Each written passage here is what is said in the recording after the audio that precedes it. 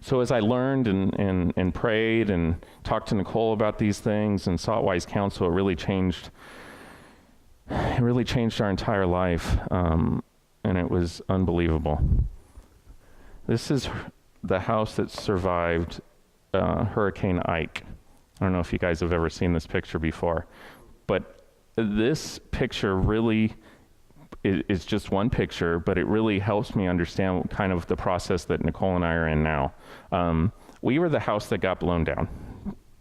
No argument. We were living the life, like keeping up with the Joneses. I was so entrenched in that.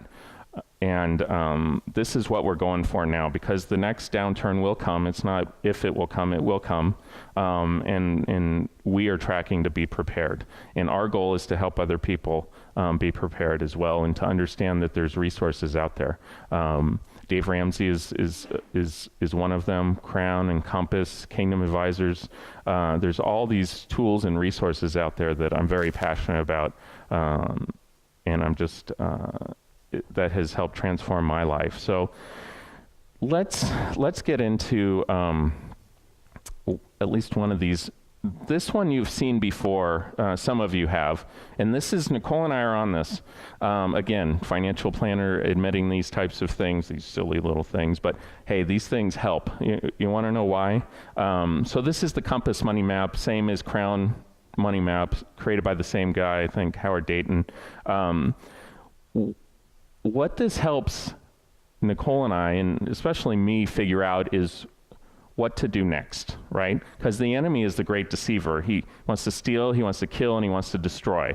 And sometimes those are obvious, right? Like Job's life blows it up, right?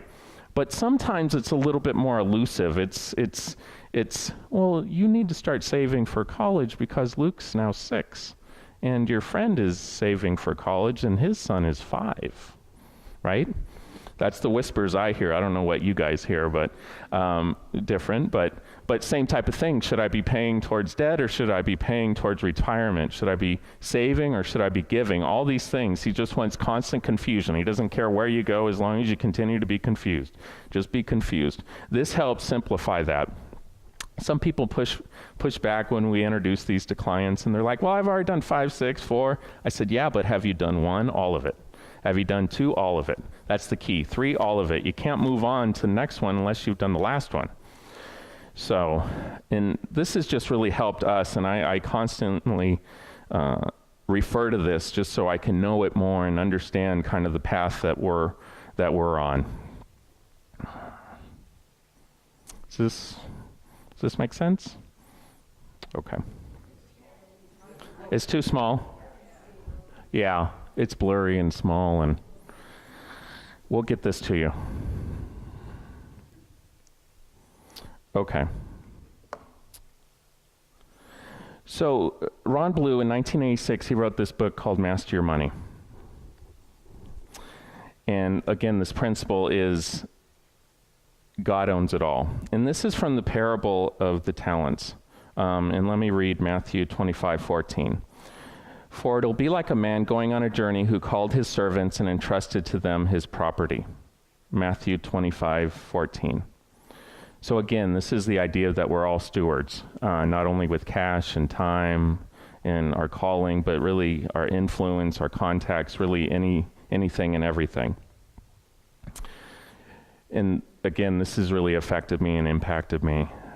And this is really one of the tenets that if you don't get this, it's kind of hard to go to the next one and the one after that and the one after that. So number 2, we're all in a growth process, from Ron Blue to Dave Ramsey to Greg Hurley, anyone and everyone. We're all in a growth process. His master said to him, well done, good and faithful servant. You have been faithful over a little. I will set you over much. Enter into the joy of your master. Matthew 25:21. And also Philippians 4:11 and 12. Not that I am speaking of being in need, for I have learned in whatever situation I am to be content. I know how to be brought low, and I know how to abound in any and every circumstance. I have learned the secret of facing plenty and hunger and abundance and need. Philippians 4:11 and 2. You see, my life, I look back and I was a sinner. I was away from God. I've done detestable things, and I was so lonely I couldn't even golf by myself. It was unbelievable. The life I was leading, even though my net worth continued to increase, was really, in my opinion, I just felt like I would go to the dry cleaners and I'm like, I could just die and no one would even know. I would just totally disappear and I would just make no impact.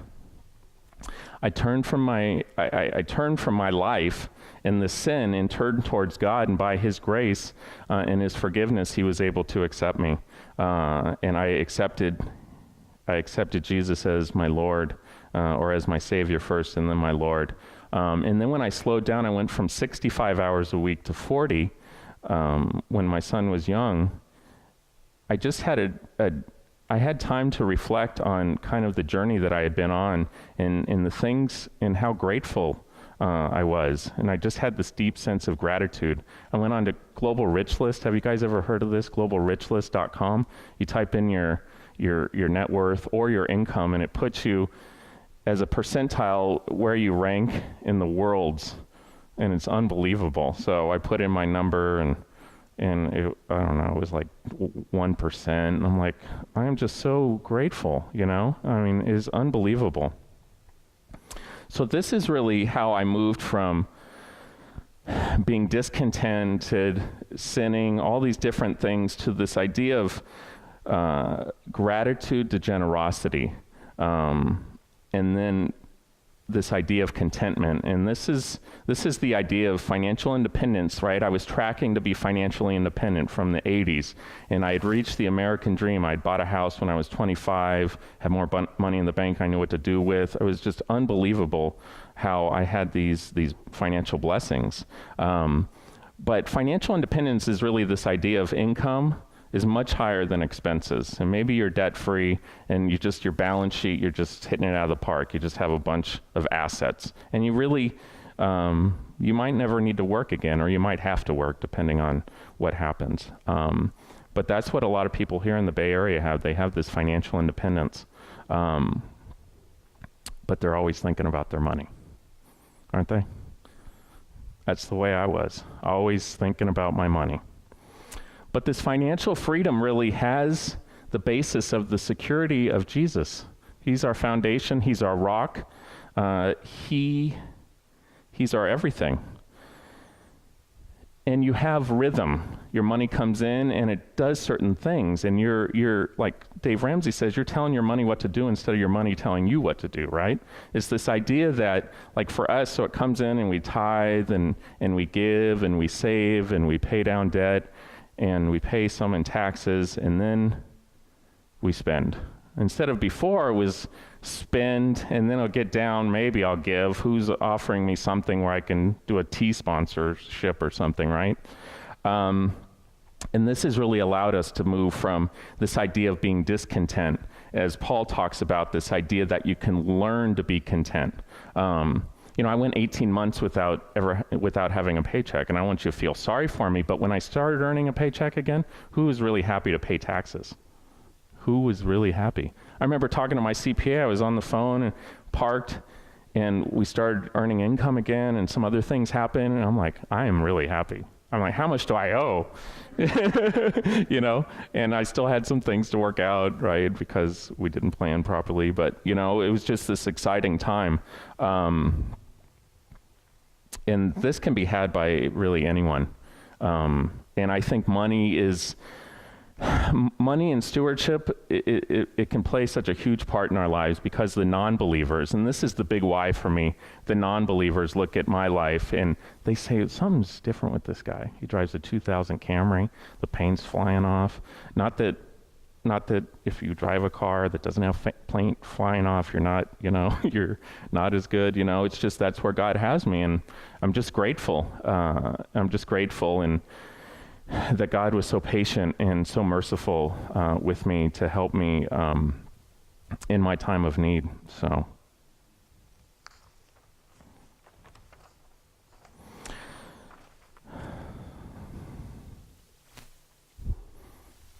You can tell I'm a professional. So number 3, the amount is not important. His master said to him, "Well done, good and faithful servant. You have been faithful over a little. I will set you over much. Enter into the joy of your master." Does that sound familiar? Am I losing it? So the same thing is said in Matthew 25:21 as is said in Matthew 25:23. So if the guy who had, or the servant who had 5 talents was given the same verbal praise as the one who had 2. So it went from 5 to 10, 2 to 4, same praise. So this hit me like a ton of bricks too, because I was thinking, wow, my whole career has been designed to help people who had a lot of money. I used to work in a bank, and we had goals and conflicts of interest and all sorts of different things, so we got to add that, but we still had conflicts of interest. We still went after the rich, the wealthy, but what I learned in that globalrichlist.com is we're all rich, right? If we have a bathroom, if we have a bed, all these different things. So these, you got to understand, this just like hit me hit me in a major way. So what we started doing is, I'm like, why do the affluent just get the great advice? What if we started like doing some pro bono? Would we go bankrupt? It's not my company. Jesus running the show, it's his company. So it's what we started doing, and we've been able to have these wonderful relationships with people of all levels. It's not like we're shunning the people that have a lot of money. We're being excellent to them, as well as the people who have not as much, and it's been a wonderful process, and I've learned so much. So then the last one is faith requires an action. Matthew 25:24-30. He also, who had received the 1 talent, came forward, saying, "Master, I knew you to be a hard man, reaping where you did not sow, and gathering where you scattered no seed. So I was afraid. I went and hid your talent in the ground. Here you have what is yours." But his master answered him, "You wicked and slothful servant. You knew that I reap where I have not sown and gather where I scattered no seed. Then you ought to have invested my money with the bankers, and at my coming I should have received what was my own with interest. So take the talent from him and give it to him who has 10 talents. For to everyone who has will more be given, and he will have an abundance. But from the one who has not, even what he has will be taken away. And cast the worthless servant into outer darkness. In that place there will be weeping and gnashing of teeth."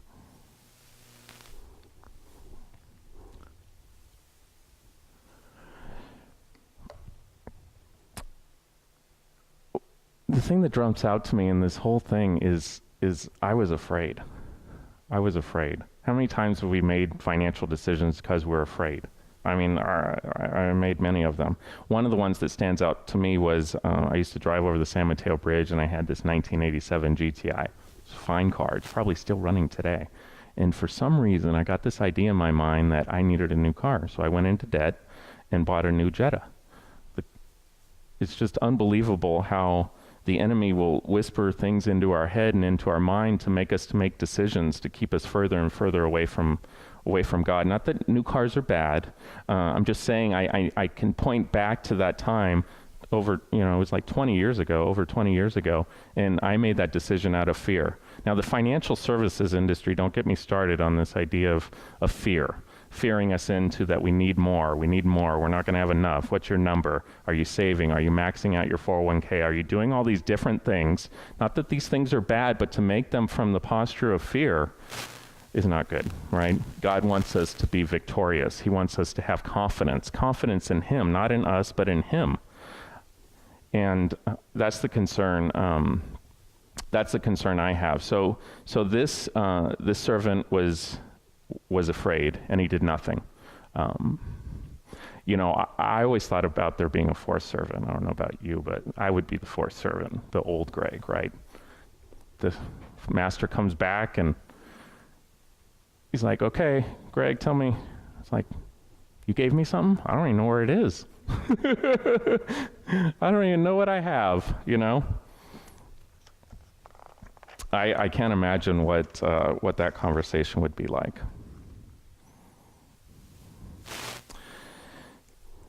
So to put this in context, I think David Guzik out of Santa Barbara Calvary Chapel, senior pastor there, he says, in the larger context of Matthew 25, the main point of this parable is clear. Our readiness for Jesus' return is determined by our stewardship of the resources that he has given us. Now, the Greg Hurley of 5 years ago or 6 years ago or even maybe 4 years ago, I would have been like, ooh, that would have been scary. But now it's like, okay, that's cool. I'm not perfect, but I'm much further than where I used to be. In my backpack there, the 40-pound backpack, I have a number of sheets of balanced checkbook. And it's this idea that God led me to do this, and this is something that I think is important. One of the verses that really hit me when I was reading was 1 Corinthians 4:2, and just to super paraphrase it is, stewards are to be found faithful.